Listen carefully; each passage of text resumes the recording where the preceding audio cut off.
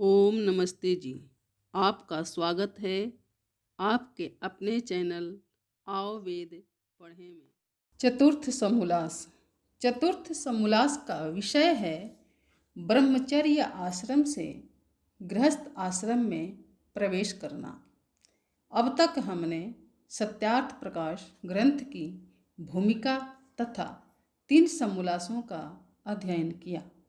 प्रथम समोल्लास में ईश्वर के 108 नामों का वैदिक व लौकिक स्वरूप, द्वितीय समोल्लास में बाल शिक्षा अर्थात संतानों का निर्माण तथा तृतीय समोल्लास में अध्ययन अध्यापन अर्थात पढ़ने पढ़ाने की विधि आदि विषयों पर हमारा विस्तृत ज्ञानवर्धन हुआ। अब चतुर्थ समोल्लास का अध्ययन करेंगे। इस समोल्लास का विषय है समावर्तन, विवाह और गृहस्थ आश्रम।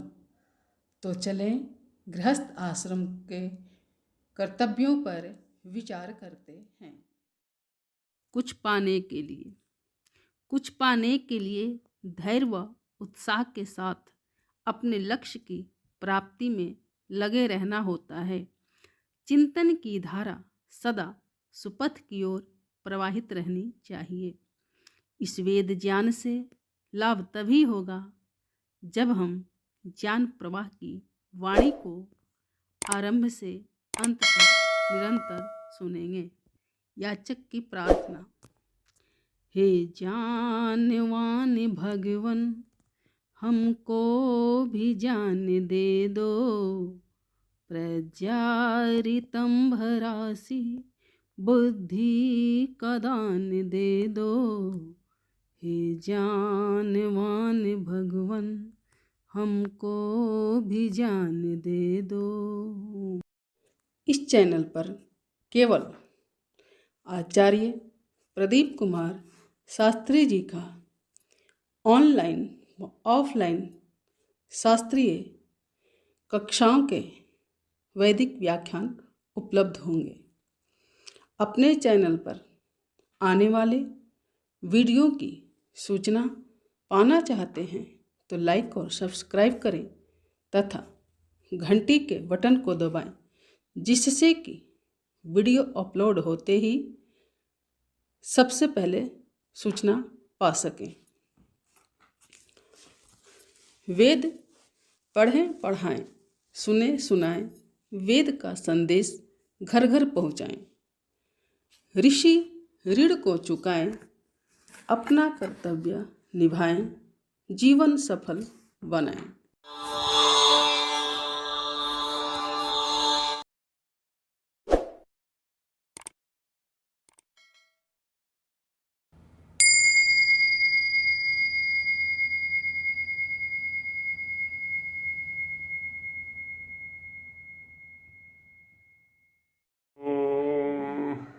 सहना भवतु सहनौ भुनक्तु सह वीर्यं करवावहै तेजस्विनावधीतमस्तु मा विद्विषावहै। ॐ शान्ति शान्ति शान्ति। नमस्ते। नमस्ते जी। हाँ, ये दुख सुख क्या है? तो सुख और दुख का लक्षण आज बताते हैं कि सुख क्या है और दुख क्या है। कहते हैं कि यद यद परवशम कर्म तत्तद यत्नेन वर्जयेत्, यद यद आत्मवशम तो स्यात् तत्तत् सेवेत यत्नतः। सुख और दुख का जो व्यावहारिक लक्षण है वो बता रहे हैं कि यद यद परवशम। अगर ये परवशता जो है ना जल्दी से समझ में नहीं आती, हम इसको आत्मवशी समझे रहते हैं। तो नौकर चाकर रखते हैं हम, तो उसको सोचते हैं कि ये मेरे अधीन है, नौकर चाकर मेरे अधीन है, जैसा मैं करता हूँ कहता हूँ वैसा काम करते हैं। वास्तविक ये होता है कि वो अधीन तो क्या होते हैं, मैं ही उनके अधीन होता हूँ। हैं, मैं ही अधीन होता हूँ, उनके बिना मैं कुछ काम कर ही नहीं सकता। अच्छा, ये ही स्थिति माने चेतन साधनों पर भी ये स्थिति है और जड़ साधनों पर भी ये स्थिति है। ये एसी मेरे बटन से चलता है, ये कूलर मेरे बटन से चलता है, ये लाइट मेरे बटन से जलती है, ये जब मैं चाहता हूँ तब जलाता हूँ, जब चाहता हूँ तब बंद करता हूँ।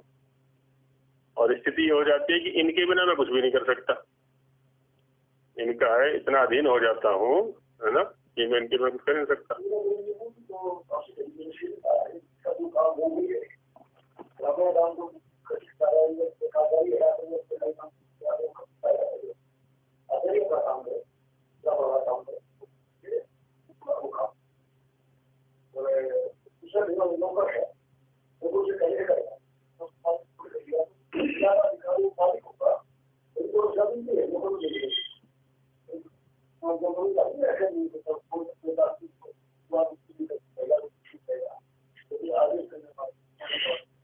यहाँ क्या है ना, सुख दुख की परिभाषा दी जा रही है कि जितने जितने हम पराधीन होते चले जाएंगे उतना उतना हमारे दुख की मात्रा बढ़ती चली जाएगी। व्यक्ति इसलिए क्या है, परिग्रही अपरिग्रही बने।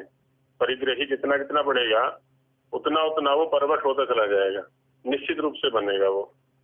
अब तो इसमें क्या है ना, हम तारतम्य देख सकते हैं कि जितने न्यूनतम में काम चल सकता है ऐसा वैसा रख लें। ये ठीक है, क्षत्रिय का काम है, अब उसको तो रखना ही पड़ेगा। पूरी सेना भी चाहिए, ये भी चाहिए, वो भी चाहिए। हाँ, वो रहेगा, वो रहेगा। जो आवश्यक है वो तो करने ही होंगे। हाँ हाँ, अच्छा, इसको भी तो हम यंत्रों पर चढ़ा देते हैं ना, इसको भी हम यंत्रों पर चढ़ा देते हैं कि यंत्र नहीं होंगे तो व्यायाम ही नहीं होगा। तो इसको भी तो पराधीन कर दिया। हाँ, यंत्रों के अधीन कर दिया है, सुविधाओं के अधीन कर दिया इसको कि अमुक सुविधा नहीं होगी तो काम नहीं होगा, आदि आदि बहुत सारी चीजें।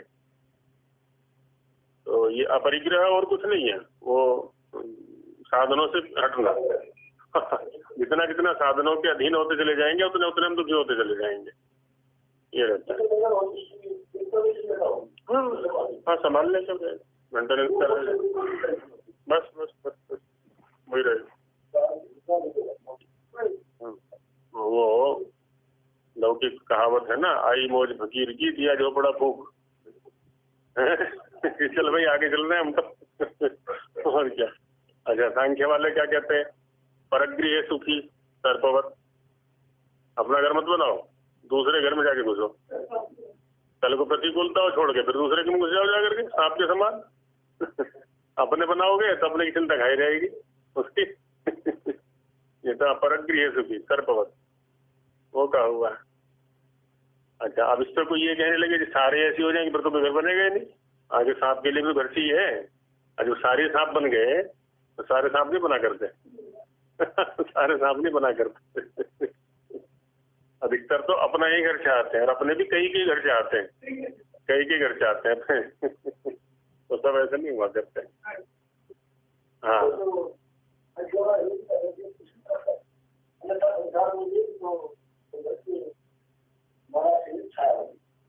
नहीं वो ठीक है, माया से छाया भली, वो ठीक है। वो क्या है ना, एक विरक्त व्यक्ति के लिए कहा जा रहा है, एक उस व्यक्ति के लिए कहा जा रहा है जो मनुष्य जीवन के चरम लक्ष्य की ओर बढ़ना चाहता है। ये मनुष्य जीवन जिस काम के लिए मिला है उसमें जो विनियोग करना चाहता है, और वो 1% भी नहीं होते सारों को मिला करके। तो अब सारे परसेंट तो इधर ही लगना है, अपने घर वालों में लगना है। हाँ, गृहस्थों का चल रहा है, तो गृहस्थ भी ऐसा प्रयत्न करे कि जितनी परवशता हो उतना कम हो, जितना कम। हाँ, तो यदि परवशम कर्म तत्तद यत्नेन वर्जे, है ना, उसको यत्न पूर्वक छोड़ता चला जाए, दूसरे के कंधे पर रख करके बंदूक से निशाना नहीं लगा करता, तो वो भी तो परवशता हो गई कि कंधा दूसरे का चाहिए। यद यद आत्मवशम तो स्यात्, और जो जो अपने अधीन वस्तुएं हैं, कर्म है, तत्त सेवे यत्नता, है ना, उस सबका यत्न पूर्वक सेवन करे।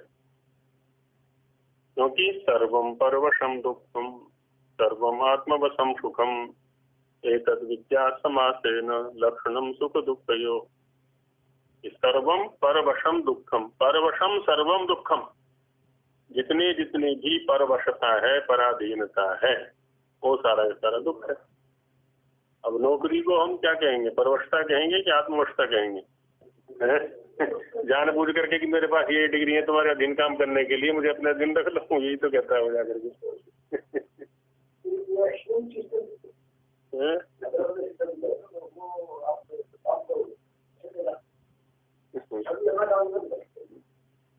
हाँ वो ठीक है, लेकिन मैंने जो सर्विस वाले देखे हैं ना, प्राय पराधीनता का भाव देखा है। माने अपने अनुकूल काम वहाँ नहीं है, वो पैसे के लिए करना पड़ रहा है, बस और कुछ नहीं। अपने छात्र हैं, विश्वविद्यालय में जाकर पढ़ा रहे हैं, यहाँ ऋषिदानंद के प्रति आग्रही हैं, आर्य सिद्धांत के प्रति आग्रही हैं, वहाँ सायणकार मैक्समूलर का भाष्य पढ़ाना पड़ता है उनको। नहीं पढ़ाएंगे तो वेतन नहीं मिलेगा, छात्र पास नहीं होंगे, क्योंकि वहाँ ऋषिदानंद मान्य ही नहीं है। ना विश्वविद्यालय में कहाँ है? सामान्य रूप से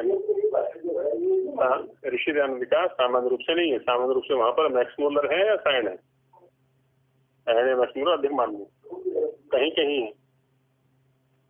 हाँ सायण उतने गलत नहीं है, इतना है कि वो कर्मकांड तक सीमित है, कहीं कहीं गलत है, बाकी अधिकतम क्या ना कर्मकांड तक सीमित है उनका, उसमें जो है।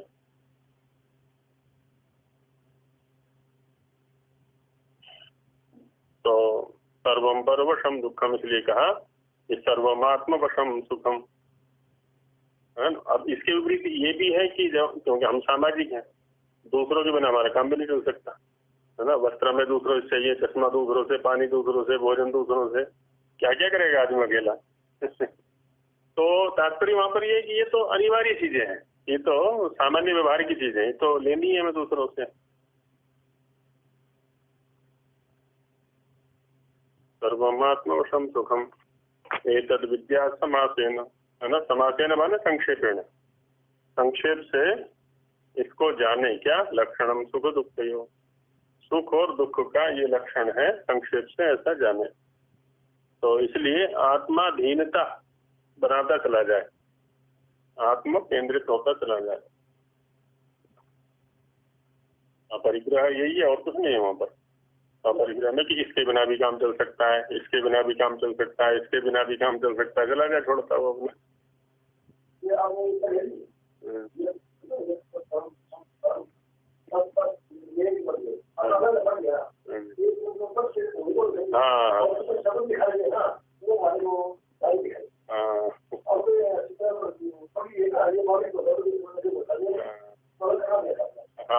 हो जाएगा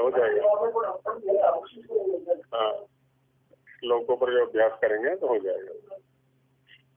तो एतद् विद्या समासेन लक्षणम सुख दुखयो, जो जो पराधीन कर्म हो उसका प्रयत्न से त्याग, है ना, प्रयत्न पूर्वक छोड़ता चला जाए, और जो जो स्वाधीन कर्म हो उसका प्रयत्न के साथ सेवन करे।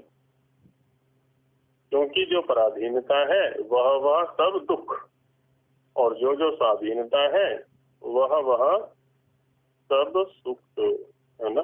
ये इस एक सामान्य सी परिभाषा देगी मनु महाराज ने। यही संक्षेप से सुख और दुख का लक्षण जानना चाहिए। घर में स्वयं काम करते हैं, आधा घंटे या 1 घंटे में काम हो जाता है, महिला का काम वाली रख ली, समय काम वाली को देना पड़ेगा। क्योंकि काम वाली भी बिना देखे काम करने वाली नहीं है, वो कभी यहाँ पोछा छोड़ देगी, कभी वहाँ कूड़ा छोड़ देगी, कभी ये बर्तन गंदा छोड़ दिया, कभी कुछ। उसे तो कई घरों में काम निपटाना है, उसको जिम्मेदारी थोड़ी चाहिए उसको। तो उससे लड़ना पड़ेगा, तो नहीं ये बर्तन ठीक से साफ नहीं किया, तो नहीं यहाँ झाड़ू ठीक से लगाया, तो नहीं यहाँ पोछा ठीक नहीं किया, छोड़ के ले जाएगी।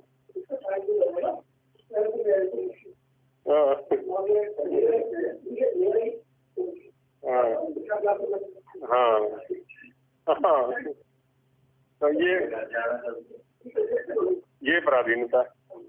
अपने कर करा के अलग फटाफट अपने काम पर लगो, जो भी करना है, स्वास्थ्य भी ठीक रहता है और क्या।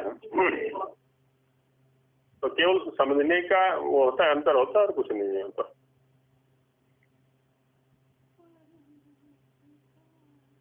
तो गृहस्थ का प्रसंग चल रहा है और गृहस्थ के केंद्र में मुख्य रूप से स्त्री है, भार्या है, पति उसका सहयोगी है। तो अब कह सकते हैं कुछ कार्यों में या अधिकतम कार्यों में या सब कार्यों में दोनों एक दूसरे के सहयोगी हैं। तो सहयोगी बन करके ही काम करना है, परंतु जो एक दूसरे के अधीन काम है वह अधीनता से ही करना चाहिए, पति पत्नी का भी और समाज में भी। नहीं तो ये 4 वर्ण हैं, इनकी कोई आवश्यकता ही ना रहे। चारों वर्ण एक दूसरे के सहयोगी तो हैं और चारों आश्रम भी इसी प्रकार से एक दूसरे के सहयोगी हैं। इसमें क्या होता है ना, वैसे हमारे यहाँ पर केवल दृष्टि भेद काम करता है। जो भारतीय वैदिक संस्कृति है उसमें तो ये है कि हम दूसरे के लिए क्या कर सकते हैं, और जो आधुनिक स्थिति चल रही है वो ये है कि दूसरे से क्या करा सकते हैं। तो जब ये दृष्टि होती है तो हम पराधीन हो जाते हैं कि दूसरे से हम क्या करा सकते हैं, दूसरे से क्या काम ले सकते हैं, ठग सकते हैं, जो भी है दूसरे का माने दूसरे का उपयोग कैसे कर सकते हैं, है ना। यहाँ पराधीनता हो जाती है। जब ये रहता है कि हम दूसरे के लिए कर क्या सकते हैं, यहाँ पराधीनता कुछ भी नहीं है। बस दृष्टि भेद है। सब सबके सहयोग से ही काम होना है, वहां भी और यहाँ भी, दोनों में दृष्टि भेद है कर।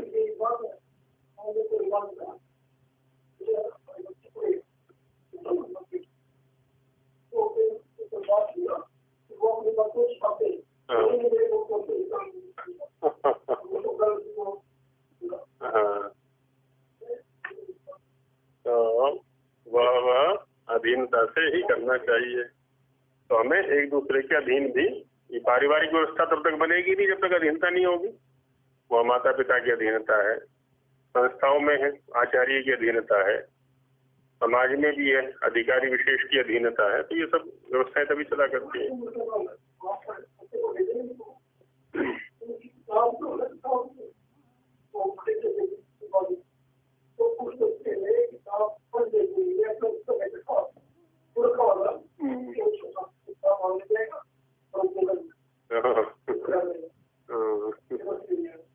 बस ऐसे। हाँ, बस इतना ही है। तो दृष्टि में भेद है और कुछ नहीं है। यहाँ देने की वृत्ति है, वहाँ लेने की वृत्ति है, बस दृष्टि भेद है। यही सुख और दुख का कारण है, दृष्टि भेद ही। जैसा कि स्त्री और पुरुष का एक दूसरे के अधीन व्यवहार, कुछ कार्य ऐसे हैं जो दोनों के अधीन है, परस्पर सहयोग से ही संपन्न होंगे। अर्थात स्त्री पुरुष का और पुरुष स्त्री का परस्पर क्रियाचरण। अब क्रियाचरण है, प्रिय व्यवहार है, ये एक दूसरे के अधीन है। अनुकूल रहना, एक दूसरे के अनुकूल रहना। व्यभिचार व विरोध कभी ना करना है, ना तो व्यभिचार करना है, बलपूर्वक कार्य करना है कोई, और न ही विरोध करना है। परस्पर सामंजस्य होता है तो विरोध की स्थिति भी नहीं आती। जहाँ सामंजस्य नहीं होता है ना तो वहाँ विरोध की स्थिति आ जाती है। और एक चीज और सामान्य सी रहती है स्त्री और पुरुष में। स्त्री सोचती है कि पुरुष ऐसे ही है, इसे नहीं पता कुछ भी जन दुनिया का, और पुरुष भी स्त्री के विषय में ये सोचता है कि इसे नहीं कुछ पता।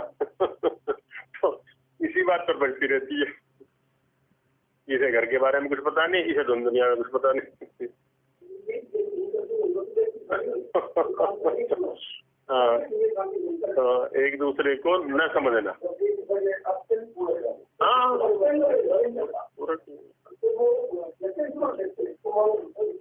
हाँ, वही होता है।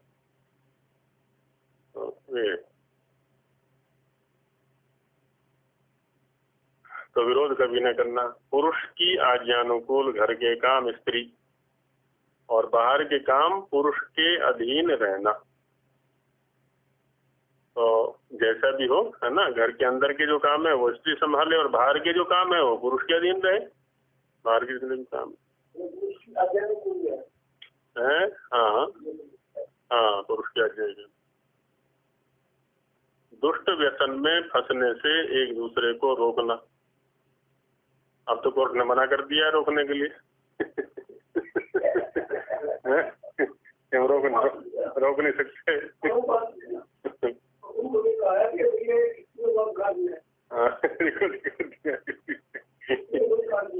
कि पुरुषों को तो अधिकार था। हाँ बस वही।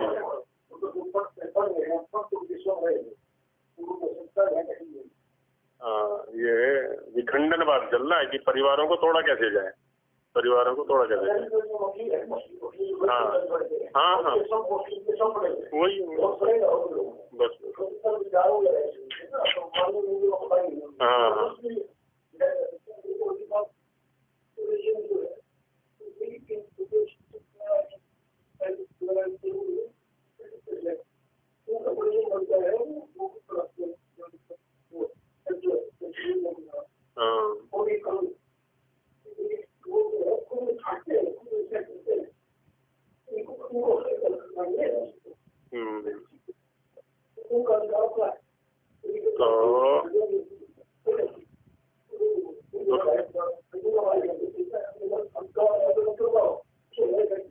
तो दुष्ट व्यसन में फंसने से एक दूसरे को रोकना, अर्थात यही निश्चय जानना कि जब विवाह होवे तब स्त्री के साथ पुरुष और पुरुष के साथ स्त्री भिक्षुकी माने बिकी हुई वस्तु की जो स्थिति होती है ना, वही इनकी परस्पर स्थिति होनी चाहिए कि मैं इसकी आज्ञा के बिना कुछ नहीं करूंगा और वो भी ये सोचे कि मैं इसकी आज्ञा के बिना कुछ नहीं करूंगा, या सहमति के बिना, सामंजस्य के बिना कुछ नहीं करूंगा।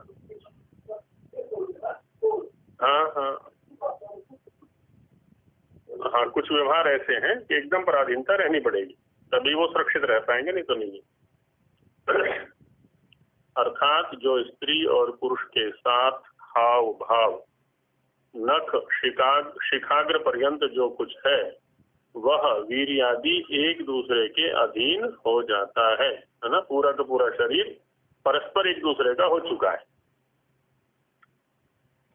स्त्री व पुरुष प्रसन्नता के बिना कोई भी व्यवहार न करें, है ना। परस्पर प्रसन्नता पूर्वक ही व्यवहार करना है। इनमें बड़े अप्रिय कारक जो विचार, वेश्या, परपुरुष गमन आदि काम है। तो ये जो काम है ना, ये सब संबंधों को तोड़ने वाले हैं। अप्रिय कारक जो विचार है, वेश्या गमन है या परपुरुष गमन है आदि आदि, इनको छोड़ के अपने पति के साथ स्त्री और स्त्री के साथ पति सदा प्रसन्न रहें, है ना। एक दूसरे की प्रसन्नता के लिए प्रयत्न करें और एक दूसरे से प्रसन्न रहें।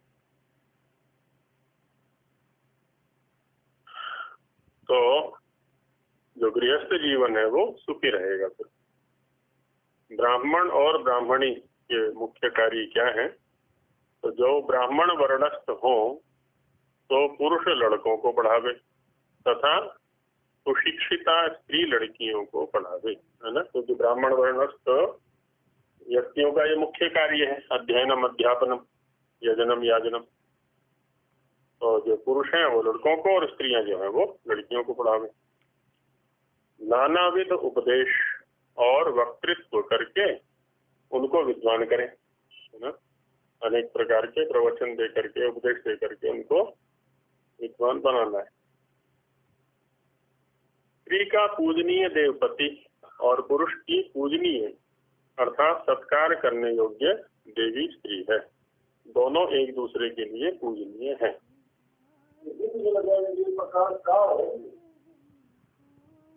हाँ, अनेक प्रकार देखना पड़ेगा प्रयोग। हाँ हाँ,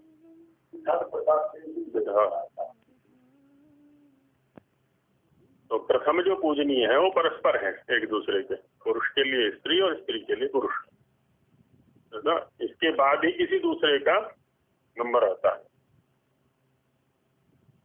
जब तक गुरुकुल में रहें तब तक माता पिता के समान अध्यापकों को समझें। जो बच्चे हैं, है ना, अब माता पिता के स्थान पर गुरु ही है वहां पर। अध्यापक ही आचार्य ही। वैसे अध्यापक या आचार्य के व्यवहार के ऊपर भी बहुत कुछ आधारित है सारा। माने उसका यदि व्यवहार ऐसा होगा तो वो लुभा लेगा, आदर्श यदि होगा तो। कहीं कहीं ऐसा होता है माता पिता से भी अधिक मान्य उनका हो जाता है, वो तो अपने व्यवहार की पर बात होती है। और अध्यापक अपने संतानों के समान शिष्यों को समझे, है ना, वो भी अपने संतानों के समान समझे सबको। पंडित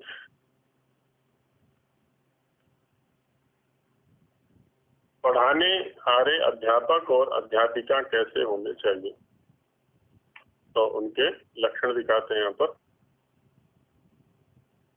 आत्मज्ञानम समारंभ स्थितिक्षा धर्म नित्यता यमर्थानापकर्षन्ति स वै पंडित उच्यते।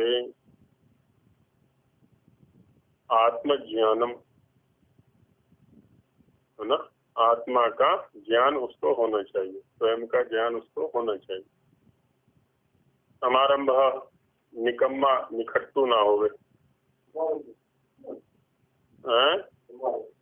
हम अच्छी प्रकार से आरंभ करने वाला, माने कार्यों को करने वाला होना चाहिए।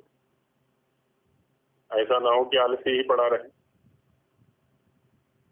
तितिक्षा, सहन शक्ति उसकी अच्छी होनी चाहिए, है ना। तितिक्षा नहीं, तितिक्षा अलग गुण हो गया, धर्म नित्यता अलग है, धर्म नित्यता अलग है। सहनशीलता होना, ऐसा करके गुण दिखा रहे हैं खाली अभी तो। धर्म नित्यता, और नित्य ही धर्म युक्त व्यवहार करना, है ना। 24 घंटे 12 मास धर्म मय जीवन जीना, एक रिश्ते धर्म प्रधान जीवन होना। यमर्थानापकर्षन्ति, जिसको इंद्रिय विषय अपनी ओर आकर्षित नहीं करते। अर्थ, अर्थ अर्थ यम माने जिसको, यम द्वितीय एक वचन, यम यौयान, जिसको अर्थाह, अर्थ। अब अर्थ कौन से हैं? इंद्रियों के जो विषय हैं वो भी अर्थ हैं, और उनसे अलग और अर्थ होता है क्या है, सब इन्हीं के अंतर्गत आ जाते हैं बाकी। न अपकर्षंती, नहीं खींचते, माने विषय जिसके ऊपर हावी नहीं है, एक बोले तो वही पंडित उच्चते, है ना। तो वह पंडित कहलाता है।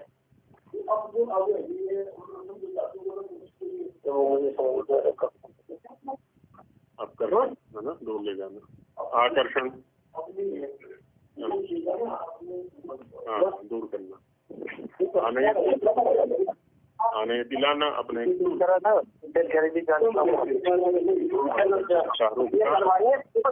कर देते तो कम हो गया, अब कम बता रहे हैं, या तो सहन हो गया, है ना। ये ऐसा चरित्र अध्यापक का होना चाहिए। 4 से ज्यादा बता दीजिए, ज्यादा कम कर दिए न सेवते अनास्तिक श्रद्धाना एतत् पंडित लक्षणम। हाँ, वही कहना चाह रहा था। उनका सेवन करता है,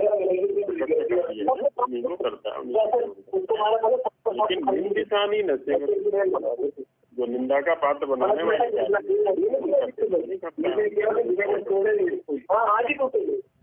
और कहते हैं नास्तिक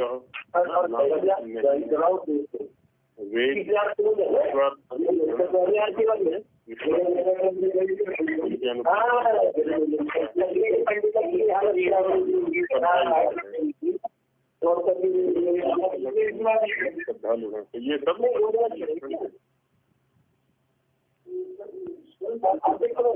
हाँ अच्छा, ये दूसरी आवाज आ रही है, ज्यादा दबाव नहीं पड़ेगा। ये क्या है? क्षेत्रम विजाना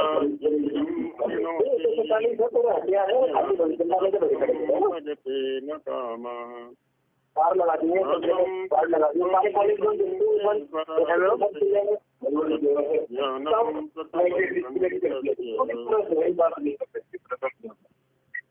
क्षिप्रम दिख रहा है तो मार के फेंक दिया, कोई किसी को नहीं बता सकता। तो आज भी आगे देख लो, जाते तो समझ नहीं पाती है ना, तो वो पंडित नहीं है। नहीं, रंजन डॉक्टर की हड़ताल कल खत्म करवानी विषय हो योजना है कि कब करेंगे बताएंगे, योग है ना, अभी तक कटना है, वो बीमारी करेंगे चिरम और जो शास्त्रों का अध्ययन अध्यापन है लंबे काल निरंतर अभ्यास करते उन्होंने में रखते श्रवण कौशल, वाचन कौशल, आवाज पकड़ कैसी यार ये बीच में वाचन कौशल होता है, और भाषण कौशल और लेखन कौशल है ना। इन चारों के लिए क्या है ना, अलग से प्रयास करना पड़ता है।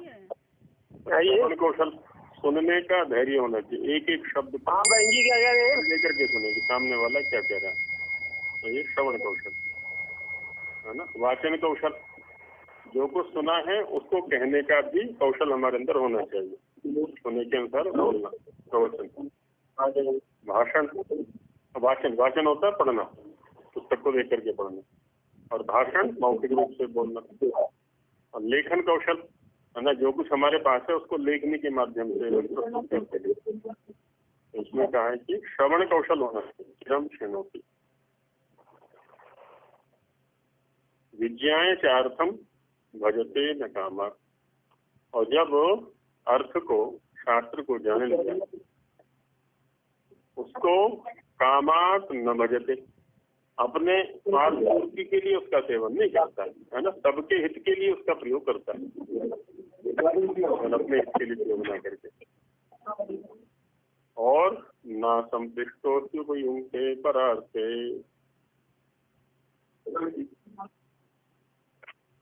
कुछ वो होते हैं ना, उनको कवि लोग कहते हैं रायचंद, राय बहादुर, राय सिंह, वो राय देते रहते हैं, बिना पूछे भी राय देते हैं।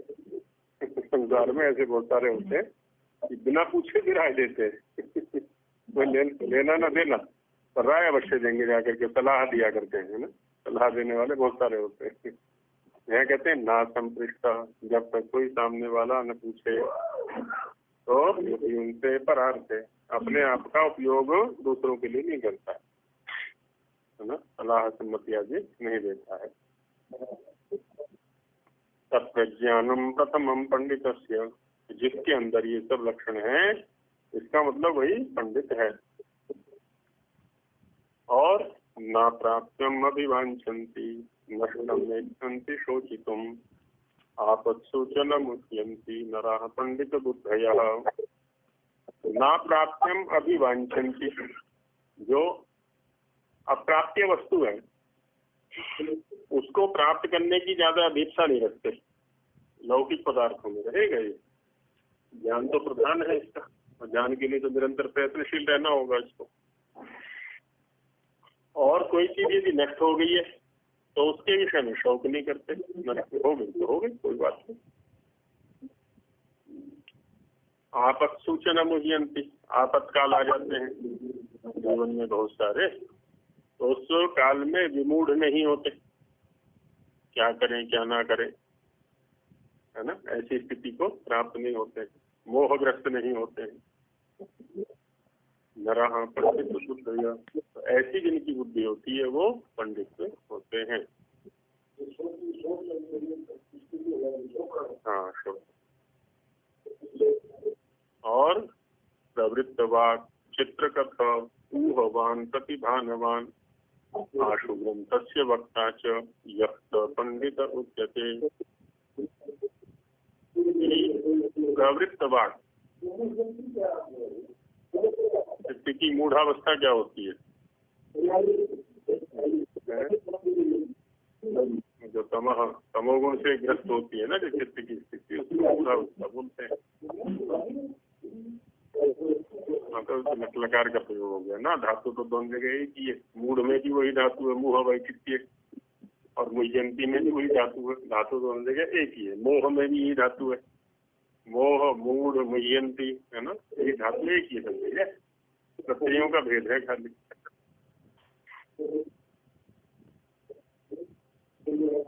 तो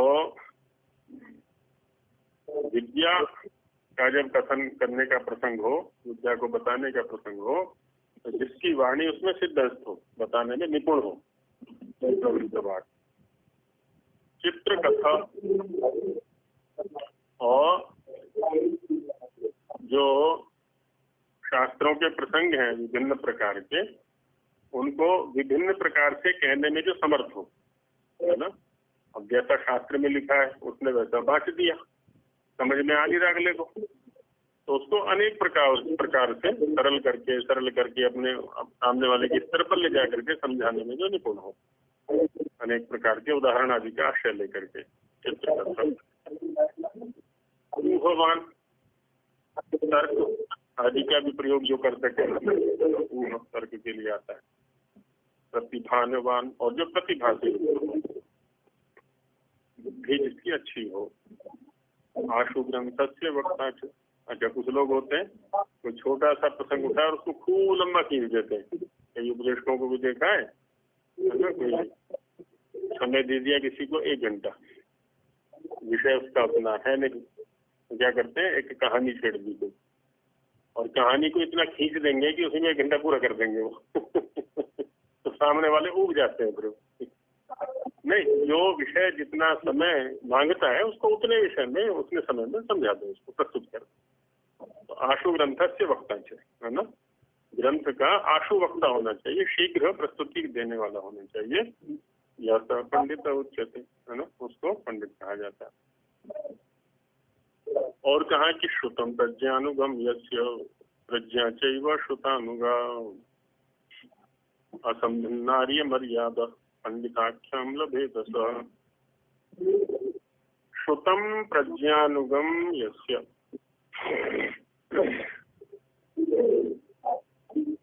जिसका श्रुत जो सुना है शास्त्रादि, वो प्रज्ञा के अनुकूल है, प्रज्ञा में आ गया है, बुद्धि में आ गया है, समझ में आ गया है, अनुसारी। हाँ, और प्रज्ञा से ही वशुतानुगा, जिसकी बुद्धि श्रुत के अनुसार चलने वाली, माने दोनों में सामंजस्य बन गया है, प्रज्ञा में और श्रुति में या श्रुत में, है ना, अधीत में और चिंतन में, ये करें दोनों एक हो गए इसके। और असंभिन्न आर्य मर्यादा, जो आर्य मर्यादाओं का भेदन करने वाला नहीं है, आर्य मर्यादाओं को तोड़ने वाला नहीं है, आर्य मर्यादाओं में जीने वाला है, ऐसा व्यक्ति पंडिताख्याम लभेत स, पंडित की संज्ञा को प्राप्त होता है, पंडित कहलाता है। ये सब महाभारत उद्योग पर्व विदुर प्रजागर के श्लोक हैं।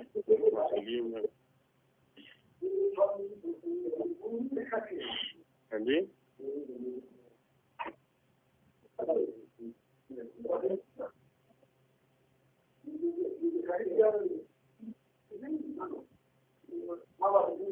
यस।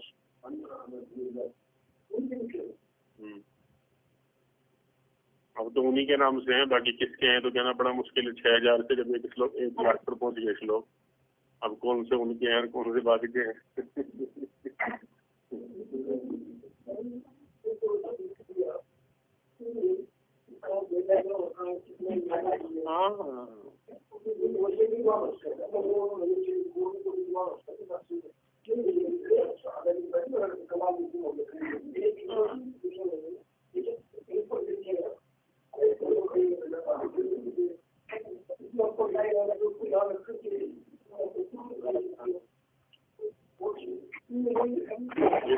हाँ, ये तो ऐसा होता है, सब अभ्यास अपेक्षित है और कुछ नहीं। स्वामी जी की का जो है ना, वंश परंपरा भी थी ग्रंथ के स्मरण की, ग्रंथ तो उनको वंश परंपरा से अध्ययन करा दिए गए थे। हाँ, वही हो जाता है, वो वंश परंपरा में थे। फिर बाद में जो भटके हैं उनमें भी काफी ग्रंथ मिले हैं इनको, ऐसा नहीं कि वही मथुरा में जाकर के, ये मथुरा के बाद ही सारे पढ़े हैं। करना आ गया। दूसरा, आर्ष बुद्धि बन गई। आर्ष किसको कहते हैं? ऋषिकृत ग्रंथ कौन से, ये बुद्धि बन गई। उनका चयन इन्होंने कर लिया, बाकी को छोड़ दिया। हाँ, प्रकट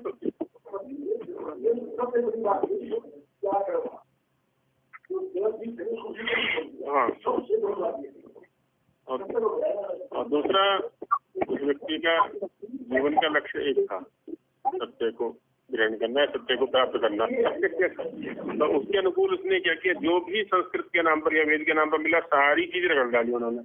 घर से निकलने के बाद मथुरा में पहुंचने तक कोई चीज ऐसी नहीं छोड़ी जो योग के नाम पर मिली, शास्त्र के नाम पर मिली उनको, और उन्होंने छोड़ दी हो सारी की सारी। उनको अच्छी गहराई तक गए उन्होंने।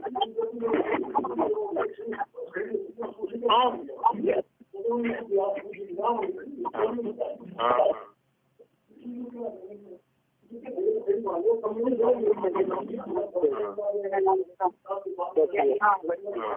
नहीं है वो, और नहीं आता है। तो अर्थ करते हैं स्वामी जी कि जिसको आत्मज्ञान है ना, आत्म से ज्ञान हो, सम्यक आरंभ का अर्थ करते हैं स्वामी जी, अर्थात जो निकम्मा आलसी कभी न रहे, है ना, निकम्मा बैठा रहे, आलसी बने को बैठा रहे।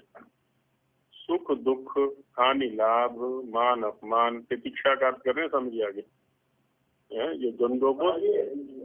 हाँ, तो इन्हीं को तप के अंदर भी रख देंगे हम, इन्हीं को सहनशीलता के अंदर भी रख देंगे, इन्हीं को प्रतीक्षा में भी रख देंगे, क्षमा भी रख देंगे इनको। क्षमा का भी सहन करना ही होता है। तो सुख दुख हानि लाभ मान अपमान निंदा स्तुति में हर्ष भी ना करे। पहले वाले पक्ष में हर्ष होगा ना, सुख मिलेगा, लाभ मिलेगा, मान मिलेगा, स्तुति होगी तो हर्ष होगा, और इसके विपरीत दुख होगा, हानि होगी, अपमान होगा या निंदा होगा तो दुख होगा, उसको शोक होगा। तो ना उसको हर्ष होता है ना उसको शोक होता है, इसमें कभी न करे। धर्म ही में नित्य निश्चित है ना, सारे कर्मों धर्म केंद्रित होने चाहिए उसके, जिसके मन को उत्तम उत्तम पदार्थ अर्थात विषय संबंधी वस्तु आकर्षण न कर सके, कभी कभी है ना उसको अपनी ओर न खींच सके। बस अपनी जो साधना है और उसको साधना है उसी में लगा हुआ, क्योंकि अध्यापक के प्रति है ना ये सारा का सारा गठन। तो जो सारस्वत साधना है बस वही प्रधान है उसके लिए, सरस्वती की साधना, विद्या की साधना। वही पंडित कहता है सदा धर्मयुक्त कर्मों का सेवन निषेवते भ्रष्टानी अधिकार करते हैं। ये धर्मयुक्त जो कर्म है उन्हीं का सेवन करता है, और धर्मयुक्त कामों का त्याग, उनको त्यागता है। ईश्वर वेद सत्याचार की निंदा न करने वाला, इनकी कभी निंदा नहीं करता, अनास्तिका। श्रद्धाधान ईश्वर आदि में अत्यंत श्रद्धालु हो, है ना, ईश्वर वेद सत्याचार आदि के प्रति नित्य श्रद्धालु हो। यही पंडित का कर्तव्य कर्म है, क्या करना है क्या नहीं करना है, जो कठिन विषय को भी शीघ्र जान सके, है ना। ऐसा बहुत काल पर्यंत शास्त्रों को पढ़े सुने और विचारे, बहुश्रुत और बहुज्ञ, है ना, होना चाहिए उसको। जो कुछ जाने उसको परोपकार में प्रयुक्त करे, अपने लिए ही उसका प्रयोग ना करे, अपने स्वार्थ के लिए कोई काम न करे, है ना। भगते न कामा, बिना पूछे व बिना योग्य समय जाने दूसरे के अर्थ में सम्मति न दे। दो परिस्थिति बता दी स्वामी जी ने यहाँ पर। एक तो यदि कोई नहीं पूछता हमसे तो भी सम्मति ना दे, और कभी कभी होता है नहीं पूछता है लेकिन उपयुक्त समय हमें लगता है कि अब इसको बता देना चाहिए, तो अनुपयुक्त समय में ना बताए, है ना। तो कह रहे ना ये योग्य समय जाने बिना, तो योग्य समय यदि नहीं है तो भी नहीं बताना, योग्य समय जान करके अवश्य बताए। हाँ हाँ हाँ बताओ। स्वामी जी के तो जीवन की हानि हो गई, वहाँ जाके राजा को सलाह दे दी जा करके कि भाई क्यों इस कुतिया के पीछे पड़ा हुआ है, तो जीवन ही खो बैठे उसके। वही प्रथम प्रज्ञान पंडित का होना चाहिए।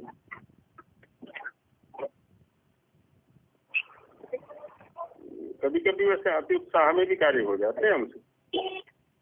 ख्याल में राजा को यदि अलग से जाकर के सलाह दे देते हैं, क्योंकि वेश्या का तो वो स्तर नहीं समझने का।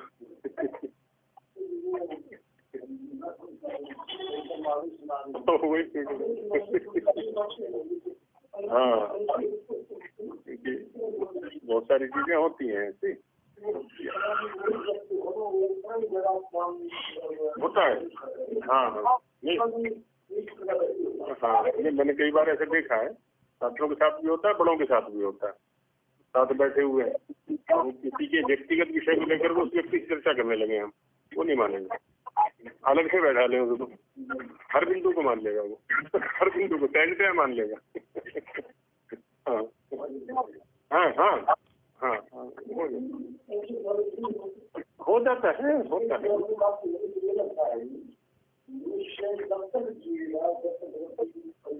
संभावना रहती है, संभावना रहती है।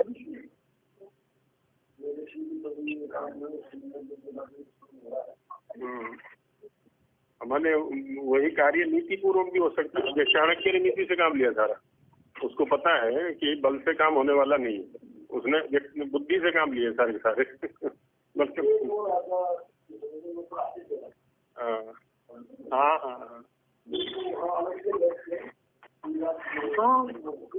इसको हटा दे वहां से, और क्या।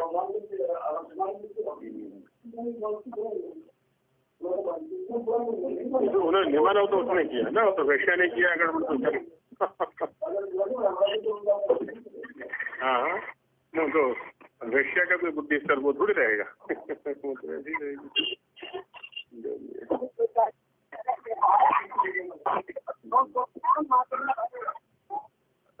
जो प्राप्ति के अयोग्य की इच्छा कभी न करे, है ना, जो चीज प्राप्त होने योग्य नहीं है उसकी इच्छा न करे।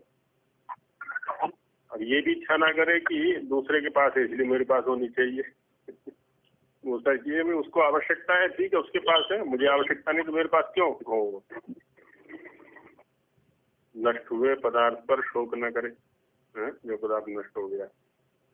आपातकाल में मोह को न प्राप्त, अर्थात व्याकुल न हो, विचलित हो जाते हैं, चंचल चित्त जो है ना, चंचल हो जाता है, वो क्या करूं क्या ना करूं।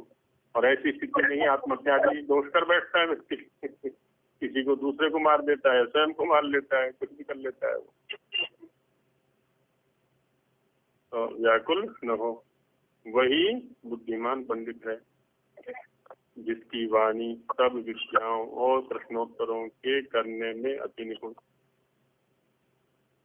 जिसकी वाणी सब विद्याओं और प्रश्नोत्तरों को, हाँ, प्रवृत्त वाक, तो उसमें वाणी जो है ना उसकी प्रवृत्ति वाली है, प्रवृत्त होने वाली है। हाँ, विचित्र शास्त्रों के प्रकरणों का वक्ता, विचित्र कथा का ये अर्थ दिया स्वामी ने। तो जो अनेक प्रकार के प्रकरण आते हैं, अलग अलग प्रकरण आते हैं, तो उनको स्तर के अनुसार समझा सके वो। यथा योग्य तर्क और स्मृतिमान, किसी भी विषय को स्तर के अनुसार समझाना, ये भी विषय जो है ना समझने का है।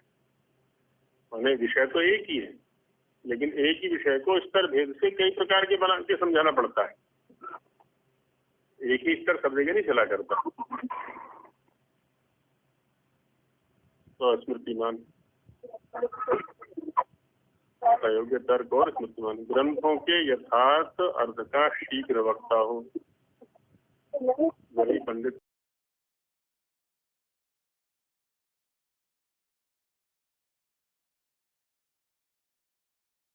जिसकी प्रज्ञा सुने हुए सत्य अर्थ के अनुकूल और जिसका श्रवण बुद्धि के अनुसार हो, जो कभी आर्य अर्थात श्रेष्ठ धार्मिक पुरुषों की मर्यादा का छेदन न करे, जो आर्य लोगों की मर्यादा है, श्रेष्ठ लोगों की, वही पंडित संज्ञा को प्राप्त हो गए। जहाँ ऐसे ऐसे स्त्री पुरुष पढ़ने पढ़ाने वाले होते हैं, वहाँ विद्या, धर्म और उत्तम आचार की वृद्धि होकर प्रतिदिन आनंद ही बढ़ता रहता है ना। वहाँ शोक के लिए, अज्ञान के लिए, दुराचार के लिए कोई स्थान ही नहीं होता वहाँ पर। तो ये होता है। तो ये पंडित के हुए, आगे मुड़ के आएंगे तो बस करते हैं। हाँ, ये ओम